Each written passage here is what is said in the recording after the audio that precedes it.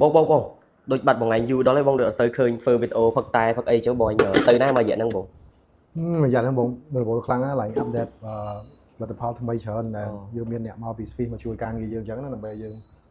ផលិតផលឈុញមិនសាក់យើងធ្វើតែវាអាប់ដេតថ្មីឲ្យមានគុណភាពល្អសម្រាប់ការស្អាតនិងមានភាពងាយស្រួលប្រើជាងមុនច្រើននេះក៏យើងអាប់ដេតថ្មីផលិតផលថ្មីយើងច្រើនដែរអញ្ចឹងណាហើយនេះប្រាប់បងប្អូនទីឆុងតែមានបងប្អូនច្រើនគាត់សួរថាតែឆុងហើយចាក់ទឹកក្តៅចូលហើយចាក់ចោលវិញអញ្ចឹងណាអញ្ចឹងខ្ញុំជំរាបប្រាប់បងប្អូនថាតែធម្មតាវាយើងទិញមកវាចេះ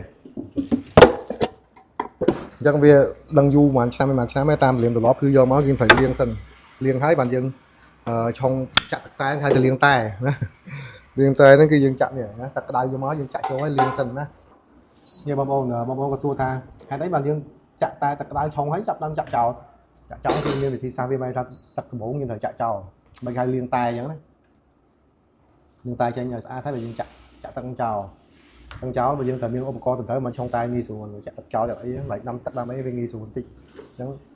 នេះជាវិធីសាស្ត្រការឆុងតែហើយខ្ញុំបងប្អូននិយាយទៅតែហ្នឹងយើងផឹករាល់ថ្ងៃហ្នឹងឥឡូវតែមុនអត់ slash ច្រើនណាហើយចាប់ឡើងផឹកតែវាមាន